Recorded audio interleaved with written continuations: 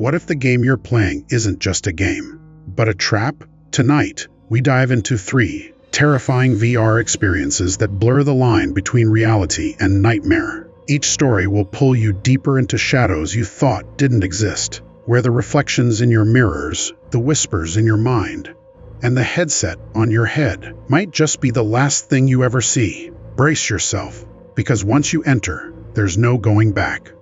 Story Part 1. I never believed in haunted games. That was before I found Eclipse VR Online, a little-known virtual reality game with almost no reviews. The description was cryptic. Enter, and your reality will never be the same. My friends laughed when I told them I was buying it. It's just another VR game, dude, they said. But something about it made my fingers itch with anticipation. The package arrived in a plain black box with no label. Just the headset, the controllers, and a single USB drive. I plugged it into my PC, and the installer began. The screen flashed briefly, showing a room that looked identical to mine, down to the crooked poster on the wall. I shrugged it off as a marketing gimmick and put on the headset. The world blinked into existence around me.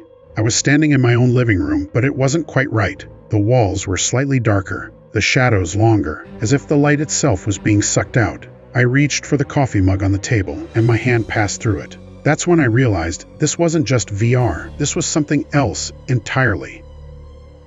A voice came through my headset, low and distorted, like it was being filtered through years of static. "Do you see me?" I froze. No one was in the room, but the voice continued. "You're not alone anymore." I tore off the headset, gasping for breath. My apartment looked normal. I laughed nervously, telling myself it was just a game glitch.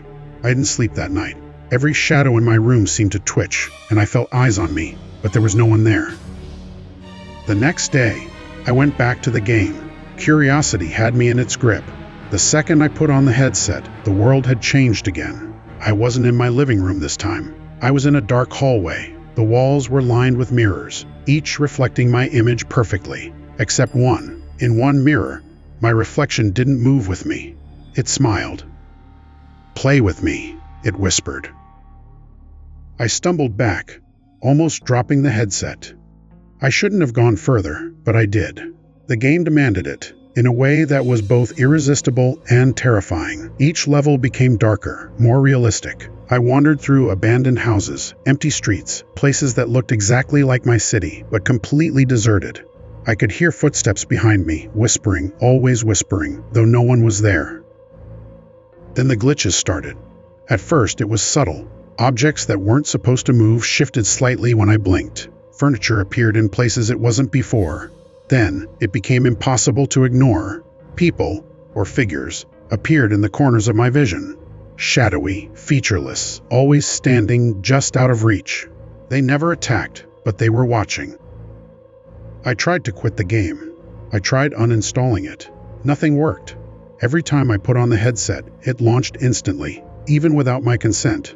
The world inside felt alive, responsive to my fear, feeding on it. And the whispers got louder. "Don't leave, stay with me, forever."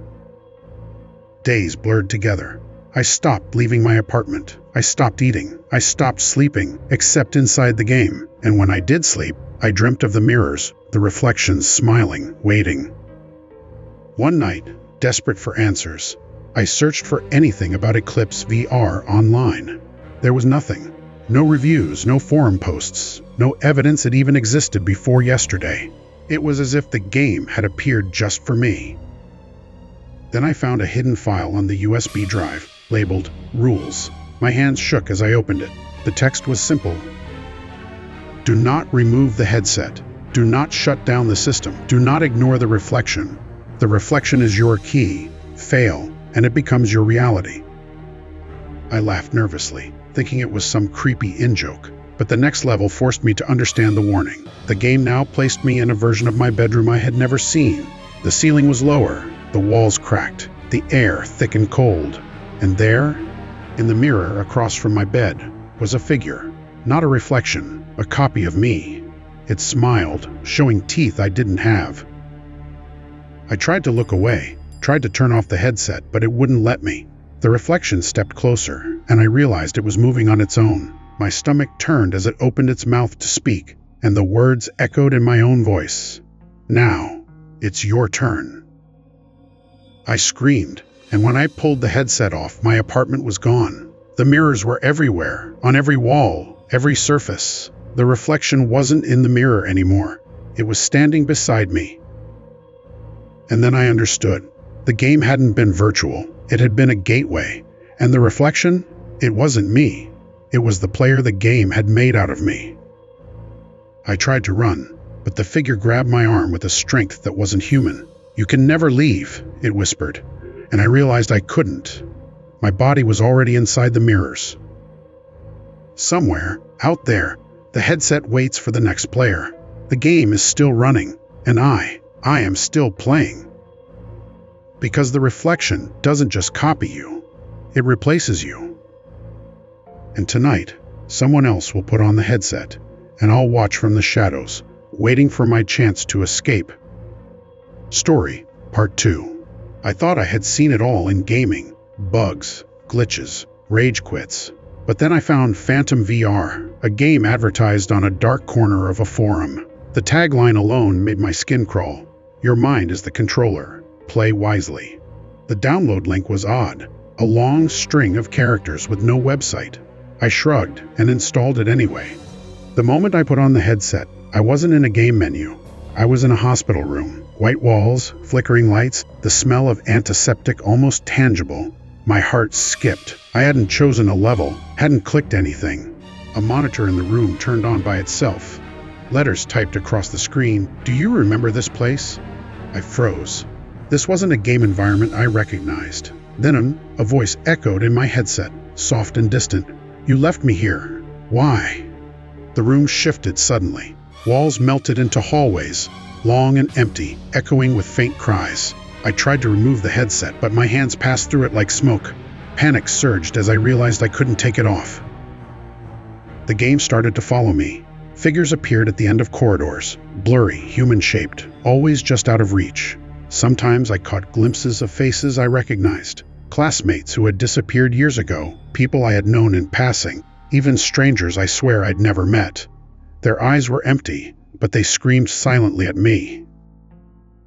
Days, or what felt like days, passed inside the game. I slept sitting up, exhausted, clutching the headset like a lifeline. I began noticing something terrifying. My real body started to act without me. Friends called to check on me, but I couldn't answer. My hands would move on their own, picking up objects, typing things I didn't understand. Then I found the file hidden deep in the game's folder, player.log. When I opened it, my blood ran cold. It listed every action I had taken in my life, every secret, every fear, every mistake, and at the bottom, a line I didn't recognize. "It's time to become the game." I looked around my room. It was no longer mine. Shadows moved under the furniture.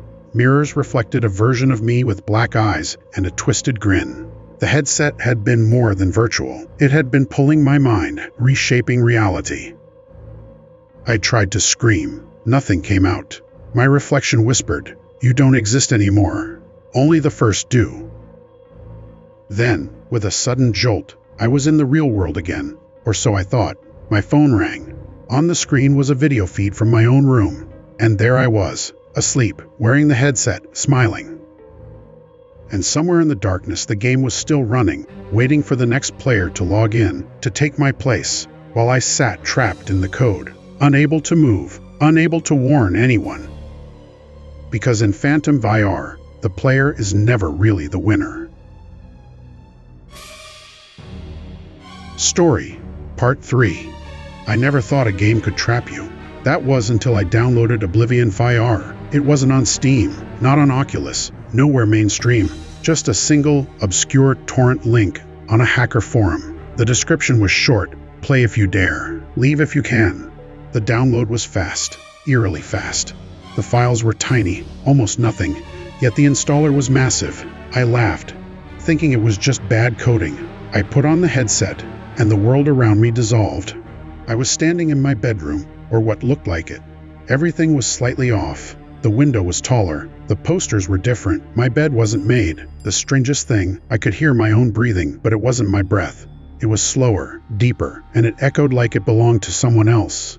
Then the game spoke. Not through text, not a voice I could hear with my ears, but in my mind. Welcome back. You've been missed. I froze. The words were mine. They sounded like my own inner voice, yet unfamiliar. I tried to take off the headset, but my hands wouldn't move. I was trapped in my own room, yet it wasn't my room. The walls started bleeding shadows. Figures appeared in the corners, humanoid, faceless, whispering. And every whisper was a memory, my memories, but twisted, altered. My first kiss, my worst fear, moments I thought were private, now someone else, or something, knew them all. The game didn't just let me play, it tested me. Each level forced me to relive moments of guilt, fear, shame, fail, and it didn't punish virtually. It punished me physically. Cuts appeared on my arms, bruises on my legs. I screamed. No sound came out. I was screaming in VR and in real life, but no one could hear me. Then I saw it, my own body, sitting in my chair, headset on, eyes wide open, unblinking, and behind it, a shadow of myself, grinning, moving independently. It whispered, "I am you now." I tried to escape, but every door in the game led me back to the same room. No matter what I did, I couldn't leave. Hours, maybe days passed. I lost track of time. My real body started twitching, mirroring the game body's movements. Finally, I realized the horrifying truth. Oblivion VR didn't just simulate reality, it replaced it. Your mind goes in, your body becomes the game, and the version of you in the headset walks free. And the worst part? I woke up, or at least I thought I did. My roommate screamed when he saw me, "Why are you in my apartment? You live 2 blocks away." I looked down. My hands were mine. My body was mine. But my reflection in the mirror wasn't. It smiled. And I knew, without a doubt, that somewhere, the real me was still trapped inside the game, watching, screaming, waiting for someone else to put on the headset. Oblivion VR is still out there, waiting. The end.